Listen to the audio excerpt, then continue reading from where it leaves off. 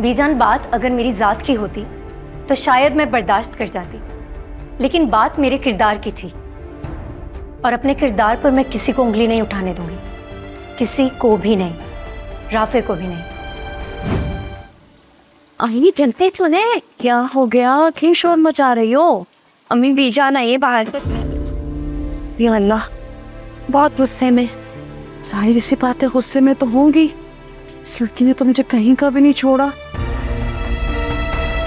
मुझे हरगिज़ ये उम्मीद नहीं थी। हमारी मोहब्बत, हमारी अपनाइयत का ये सिला दिया तुम लोगों ने। सादिया, बीजान मैं बहुत शर्मिंदा हूँ। शर्मिंदा होने से कुछ भी ठीक नहीं हो जाएगा। लोगों की बातें हमें ही सुनने को मिलेंगी कि ये तरबियत की है बेटियों की।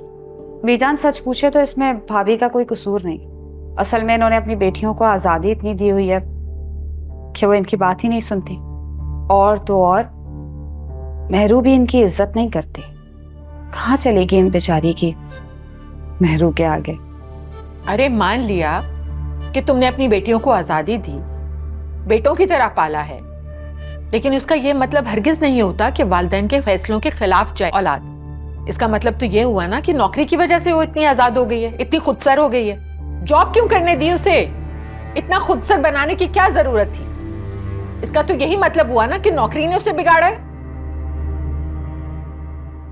बीजान, अगर मैं जॉब नहीं करती तो इस घर की, ज़ीशान की, मुस्कान की और अम्मी की जिम्मेदारी कौन उठाता? आप या फिर फिरोज चाचू? मुझे आज भी वो दिन अच्छी तरह से याद है। अब्बू के इंतकाल को सिर्फ एक ही हफ्ता हुआ था ना, और फिरोज चाचू ने अम्मी से क्या कहा था कि सादिया, अब अपनी गाड़ी खुद ही घसीटना सीख लो, कोई कब तक किसी का पूरा करेगा। हाँ कहा था, हम भी बाल बच्चे वाले हैं इसलिए कहा था, लेकिन जरूरी तो नहीं है कि घर से बाहर निकल के नौकरी की जाए। अपनी माँ के साथ बैठ के सिलाई में हाथ बटा सकती है, बच्चों को ट्यूशन पढ़ा सकती है, 10 तरह के काम हो सकते हैं।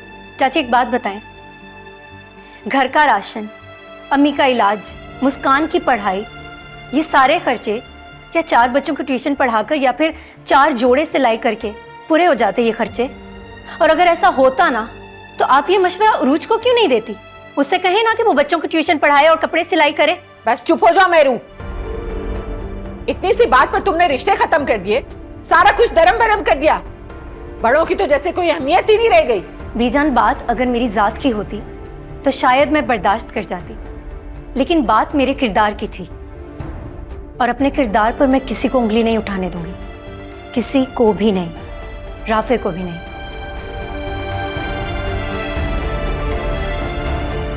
तौबा तौबा, इतनी बदज़बान बदकलाम लड़की मैंने अपनी पूरी जिंदगी में नहीं देखी। तौबा।